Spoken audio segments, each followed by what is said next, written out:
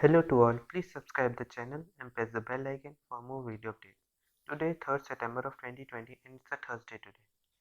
चलिए आज एनालिसिस शुरू करने से पहले कुछ क्वेश्चन पूछ लेते हैं, आप उनका जवाब कमेंट सेक्शन बताएं। जैसे पहला क्वेश्चन है कि एडाई जो है एडा वो कब फॉर्म किया गया था, insurance regulatory and development authority of India कब डेवलप किया गया था, ये आपको कमेंट सेक्शन बताना है। दूसरा आता है SEBI stock exchange board of India, ये कब स्टैब्लिश किया गया था, इसका भी आपको बताना है। तीसरा आता है what do you mean by AGR adjusted gross revenue, ये क्या होता है, एजीआर का मतलब बताना, एजीआर होता क्या है। आप एक लाइन में क्या कहते हैं डिफाइन कर सकते हैं एजीआर क्या होता है। इन तीनों क्वेश्चन का जवाब आप कमेंट सेक्शन में बताएं और प्लीज़ जो कोई वीडियो देखे प्लीज़ कमेंट जरूर करें। चलिए आज के एनालिसिस शुरू करते हैं। आप हमारे टेलीग्राम चैनल को भी सब्सक्राइब कर सकते हैं, क्वेश्चन आर 247 या डिस्क्रिप्शन पर दिए लिंक से कर सकते हैं।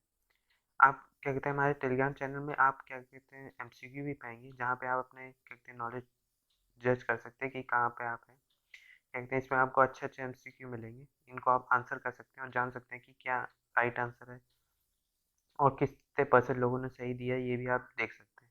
तो आप हमारे टेलीग्राम चैनल को भी सब्सक्राइब कर सकते हैं। चलिए आज के एनालिसिस शुरू करते हैं। पहली न्यूज़ देखते हैं हम लोग। पहली न्यूज़ आती है question are dropped in Lok Sabha schedule of monsoon session, जो लोकसभा का मानसून सेशन होने वाला है, कहते हैं उसमें कहा गया है कि क्वेश्चन हार हटा दिया जाए, ऐसा कहना है। लोकसभा के सेक्रेटरीट ने ऑफिशियली कहा कि कहते हैं उन्होंने शेड्यूल किया पार्लियामेंट सेशन जिस 14 सितंबर से 1 अक्टूबर तक, जिसमें क्वेश्चन आवर हटाने की बात की गई कि वो उसमें क्वेश्चन आवर नहीं रहेगा। इस पर कांग्रेस के और जो कांग्रेस लीडर है, अपोजिशन के लीडर अधीर रंजन चौधरी, उन्होंने कहा कि उन्होंने क्या कहते हैं एक लेटर लिखा ओम बिरला को, जो स्पीकर हमारे, क्या कहते हैं इंक्रोचिंग अपॉन ना मेंबर साइड, कि आप क्वेश्चन आवर को हटा के आप जो एमपीज हैं मेंबर्स हैं जो पार्लियामेंट के, उनकी राइट्स को वॉयलेट कर रहे हैं, उनको इंक्रोच कर रहे हैं, ऐसा उनका कहना था। और ये क्या कहते हैं denied them an opportunity to question the government, और क्या कहते हैं आप एक अपॉर्चुनिटी खत्म कर रहे हैं कि क्वेश्चन को, जिसमें वो क्या कहते हैं जो अपोजिशन है, वो जो इन रूलिंग गवर्नमेंट है उससे क्वेश्चन कर सके, ये आप उसको खत्म कर रहे हैं। तो चलिए देख लेते हैं क्वेश्चन आर को, हम लोग अलग से देख लेते हैं क्वेश्चन आर होता क्या है। Indian polity GS two parliament question hour, ये first hour of every parliamentary sitting is termed as question hour, की जो पहली पार्लियामेंट्री सिटिंग होती है उसे क्वेश्चन आवर कहा जाता है। It is mention in the rules of procedures of the house, क्या कहते हैं ये मेंशन्ड है rules of procedures of the house के। The members ask question and minister usually gives answer, जो मेंबर्स होते हैं वो क्वेश्चन पूछते हैं और कहते हैं जो मिनिस्टर्स होते हैं गवर्नमेंट के वो उसको आंसर करते हैं। The questions are mainly of three type, तीन तरह के क्वेश्चन पूछे जाते हैं। Starred question, these are distinguished by an asterisk, कहते हैं ये एक स्टार्ट क्वेश्चन होते हैं जो क्या कहते हैं एस्टेरिस्क से मार्क किए जाते हैं। It requires N oral answer, ये इसमें एक ओरल आंसर चाहिए होता है और एक supplementary answer. The list of this question is printed in green colour, क्या कहते हैं ये स्टार्ट क्वेश्चन की जो क्वेश्चंस होते हैं स्टार्ट क्वेश्चन वो ग्रीन कलर में प्रिंट किए जाते हैं। Unstart question, it requires a written answer और hence supplementary answer can not follow, कहते हैं इसमें एक रिटन आंसर की जरूरत होती है जिसमें आपको रिटन आंसर देना होता है और कहते हैं कोई सप्लीमेंट्री आंसर इसमें फॉलो नहीं होता है, ये प्रिंट किया जाता है वाइट कलर में। फिर आता है short notice question. Short notice question होता है the matters of public importance end of urgent character, कि जो क्वेश्चन जो पब्लिक इंपॉर्टेंस के लिए हो या जो अर्जेंट हो उस वो से शॉर्ट नोटिस क्वेश्चन कहा जाता है। ये कहते हैं it is asked by giving a notice of less than 10 days, ये क्वेश्चन पूछा जाता है 10 दिन पहले तक आपको उसमें नोटिस देना होता है, ये ओरली इसका आंसर दिया जाता है, इसे लाइट पिंक कलर में प्रिंट किया जाता है। इन एडिशन टू दिस क्या कहते हैं the question can be also asked to the private members, जो प्राइवेट मेंबर्स हैं उनसे भी क्वेश्चन पूछा जा सकता है। The questions are mention under rule 40 of the rules of procedure, जो रूल 40 है rules of procedure and conduct of business in Lok Sabha, उसमें जो रूल 40 है उसके हिसाब से क्वेश्चन पूछा जाता है। अ क्वेश्चन में be address to a private member of its subject matter, जो कोई भी क्वेश्चन जो प्राइवेट मेंबर से पूछा है वो उसके सब्जेक्ट मैटर से हो वो क्वेश्चन पूछा जाता है।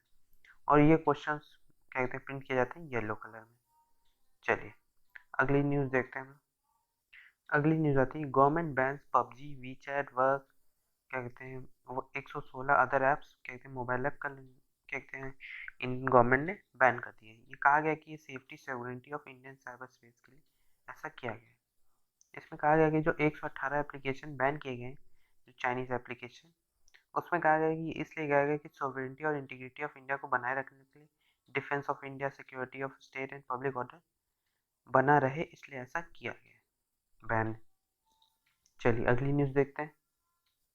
अगली न्यूज़ आती है India China talks eight Chushul remain inconclusive. कहते हैं जो इंडिया चाइना टॉक्स अभी भी चल रही, जो ब्रिगेडियर लेवल टॉक्स चल रही चुशूल रीजन में, वो लेकिन कल भी हुई, लेकिन कोई रिजल्ट नहीं आया। थर्ड डे ऑफ टॉक था, ये तीसरी दिन था टॉक का दोनों के बीच, लेकिन कोई इसका एक कंक्लूजन नहीं है कि क्या होगा। जो क्या कहते हैं जो चाइनीज ट्रूप ऐसा कर रहे हैं, इसमें कहा गया कि large number of troop deployed on both side, की दोनों तरफ से कई large number of troop deploy किए हैं दोनों साइड से। इसमें एक इंडियन सोल्जर भी मरा है, एक्सीडेंटल माइन एक्सप्लोजन हुआ है उसमें।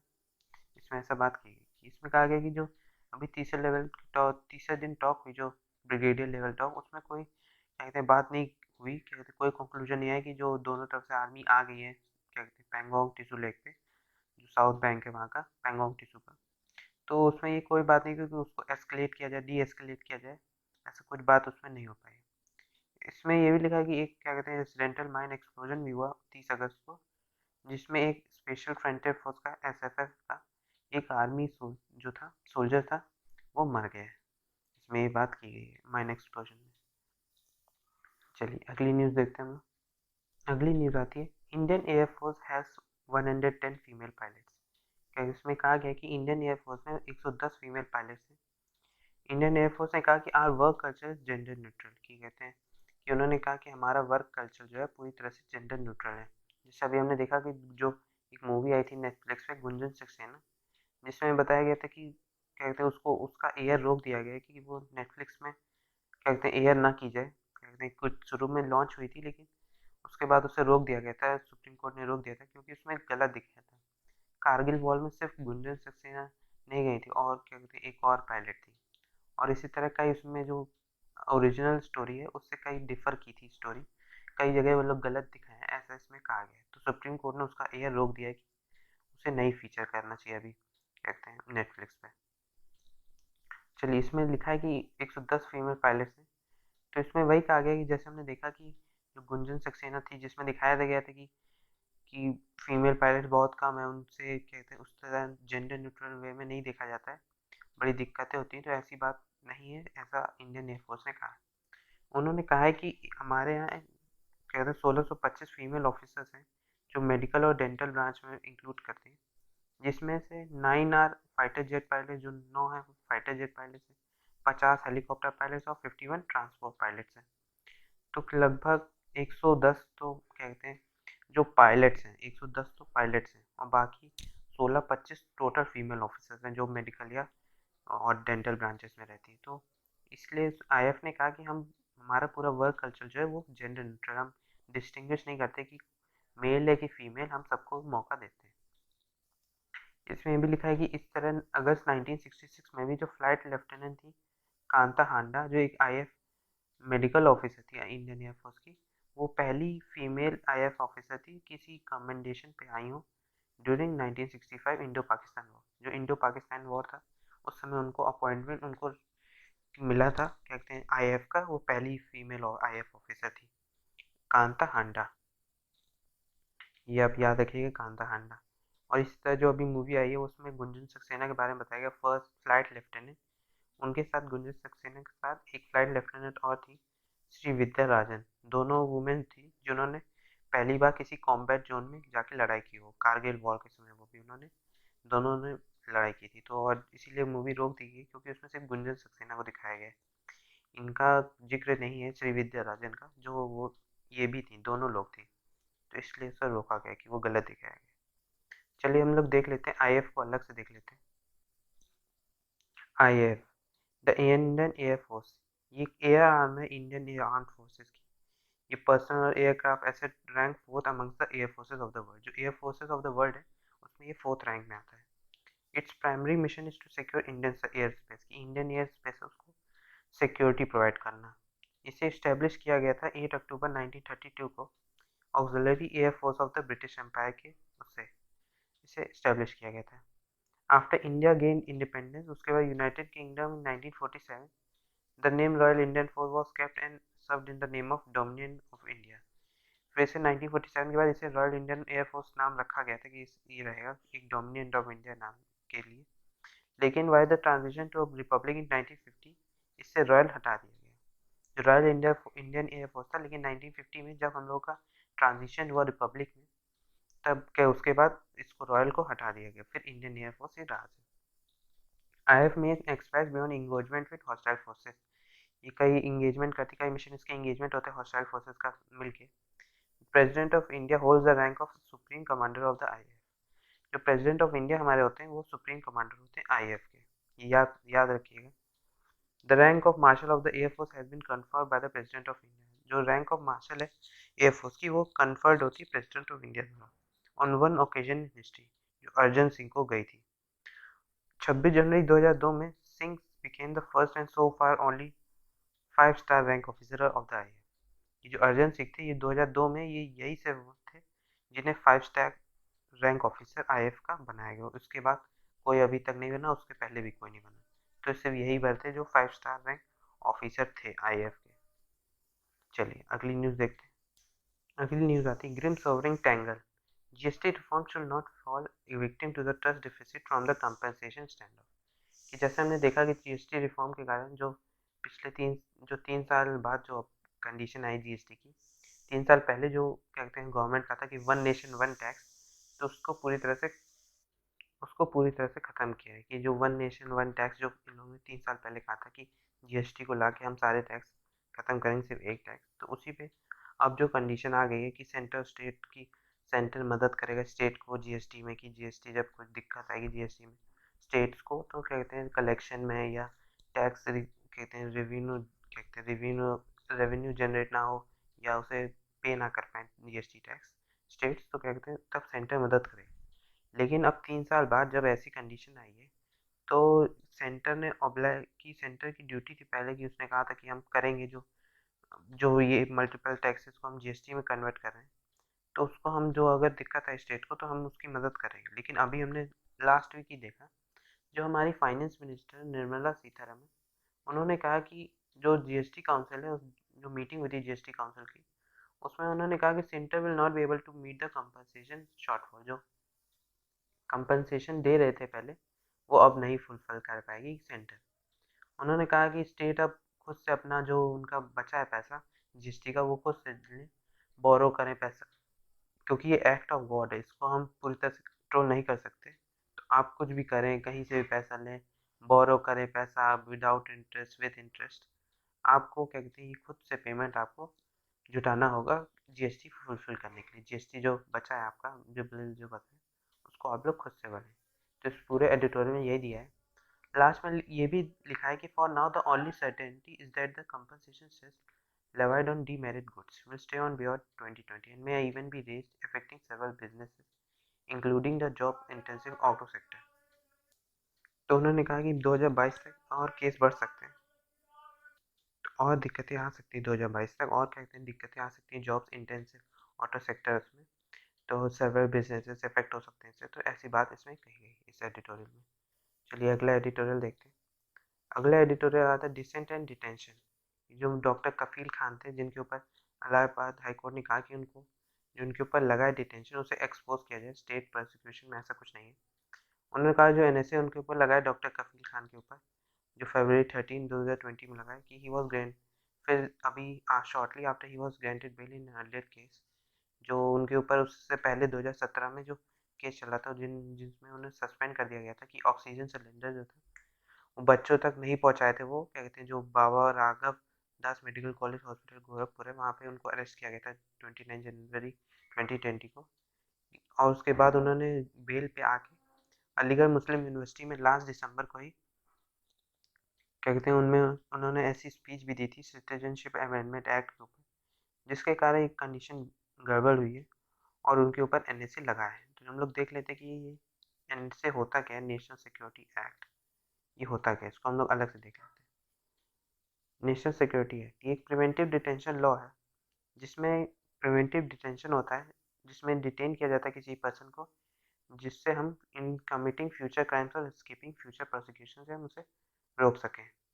आर्टिकल 22(3)(b जो है वो कहता है कि constitution allows for preventive detention, कि कॉन्स्टिट्यूशन अलाउ करता है कि प्रिवेंटिव डिटेंशन के लिए। आर्टिकल 22(4) कहता है कि no law providing for preventive detention shall authorise the detention of a person, कि 3 महीने से ज़्यादा किसी भी पर्सन को डिटेन ना किया जाए। लेकिन फिर जब 44th अमेंडमेंट एक्ट 1978 पास हुआ, उसके बाद इसका पीरियड ऑफ डिटेंशन 3 मंथ से हटा के 2 मंथ्स कर दिया गया। Such a person is detain in accordance with the provision of any law made by the parliament. कोई भी पर्सन डिटेन किया जाता है वो प्रोविजन जो होते हैं, लॉज होते हैं पार्लियामेंट के, उस हिसाब से डिटेन किया जाता है। ये पावर देता है गवर्नमेंट को, कहते हैं जिससे क्या कहते हैं कि सेंट्रल स्टेट गवर्नमेंट को वो किसी को भी डिटेन कर सकते हैं, किसी पर्सन को अगर प्रीजर नेशनल सिक्योरिटी को डैमेज कर रहा है कोई, तो तब उसके ऊपर एनएसए लगाया जा सकता है। गवर्नमेंट तब भी किसी के ऊपर भी लगा सकती है अगर वो पब्लिक ऑर्डर या मेंटेनेंस ऑफ पब्लिक सप्लाईज को डैमेज कर रहा है, तब लगाया जा सकता है। पीरियड ऑफ कन्फाइनमेंट, किसी भी पर्सन को 12 महीने तक मैक्सिमम आप डिटेन कर सकते हैं, उससे ज़्यादा नहीं। The right to be informed for the arrest, क्या कहते हैं आप डिटेन तो कर रहे हैं किसी पर्सन को, लेकिन उसे इन्फॉर्म करना जरूरी है। आर्टिकल 22(1) जो है कॉन्स्टिट्यूशन का, वो कहता है कि an arrested person can not be denied the right to consult, क्या कहते हैं किसी भी, कहते हैं किसी पर्सन को अरेस्ट जो किया जाए, कोई भी पर्सन, उसको ऐसा नहीं है कि उसको डिनाई नहीं किया जा सकता कि राइट टू कंसल्ट, वो किसी से कंसल्ट कर सके लीगल प्रैक्टिशनर से। लेकिन अंडर एनएसए, एनएसए के अंदर, नेशनल सिक्योरिटी एक्ट के अंदर, कोई भी जो अरेस्टेड पर्सन है वो किसी भी लीगल प्रैक्टिशनर से नहीं मिल सकता। कहते हैं वो प्रोसीडिंग्स के बिना उसे किसी भी एडवाइजरी बोर्ड से नहीं मिल सकता, कहते किसी भी लीगल प्रैक्टिशनर अपने लॉयर से नहीं मिल सकता, इसमें ऐसा है। चलिए अगला एडिटोरियल देखते हैं। अगला एडिटोरियल आता है victory in a long battle for equal opportunities. इसमें लिखा है कि जैसे हमने देखा है, with the grant of permanent commission women officers on the Indian army will have a clarity on their career path. कहते हैं कि जो वुमेन ऑफिसर्स है इंडियन आर्मी में, उनके पास भी एक क्लैरिटी होगी उनके कैरियर पाथ पे। इसमें ये बात की गई है। इसमें कहा गया है कि जैसे हमने देखा कि अभी जो केस था जिसमें अलाउ किया गया है कि वुमेन्स को कि परमानेंटली कमीशन किया जाए officers as 10 combat support arms of the service of the Indian army, Indian army में उन्हें अपॉइंट किया जाए। इसमें ये बात की गई। जैसे हम देखा था, Indian arm forces begin inducting women in the non medical branches की, नॉन मेडिकल ब्रांचेस में इंडियन आर्म फोर्सेस ने 1992 से ही एक अपॉइंट करने लगे थे वुमेन्स को शॉर्ट सर्विस कमीशन के द्वारा। जो शॉर्ट सर्विस कमीशन ऑफिसर्स थे वो कहते हैं 1992 से ही होने लगे थे। चलिए पहले देख लेते हैं ये शॉर्ट सर्विस कमीशन होता क्या है, उसके बाद आगे का एडिटोरियल देखेंगे। What is short service commission? ये एक because we had a cadre problem was there, ये इसलिए था क्योंकि हमारे पास कैडर प्रॉब्लम थी। Short service commission scheme allow women officer into army for a period of 10 years. क्या कहते हैं ये अलाउ करता था वुमेन ऑफिसर्स को आर्मी में 10 साल के लिए, जिसे एक्सटेंड किया जा सकता था 14 साल तक। Women were restricted to specific responsibility जैसे corps of engineers, arm education corps, corps of signal intelligence corps, इन जगहों पे उन्हें अपॉइंट किया जा सकता था। SSC scheme doesn't allow women officers in combat roles like armed corps and infantry. Arm corps में या इन्फेंट्री में उन्हें नहीं डाला जाता, उनको वहाँ पे जॉब, उनको वहाँ अपॉइंट नहीं किया जा सकता था। On the other hand, SSC provides an option to male officers to opt for permanent commission at the end of 10 years of service, की 10 साल की सर्विस के बाद मेल आर्मी ऑफिसर्स को क्या कहते हैं परमानेंट किया जा सकता था अगर वो चाहे तो।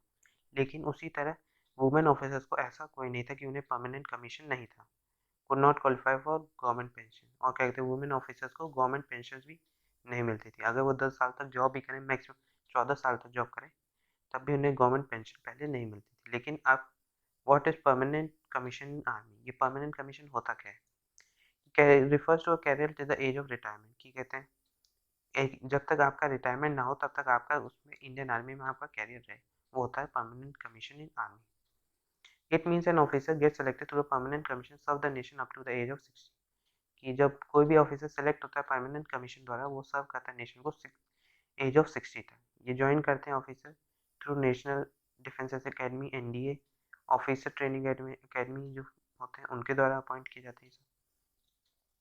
सुप्रीम कोर्ट का क्या ऑब्जर्वेशन है कि supreme court rejected argument against greater role for women officers की, जो उन्होंने आर्गुमेंट को अगेंस्ट किया, देखा कि जो ग्रेटर रोल है वुमेन ऑफिसर्स के उसके लिए जो इक्वालिटी को वॉयलेट करते थे, उसको रोकने के लिए उन्होंने स्टेटमेंट ऐसा दिया है।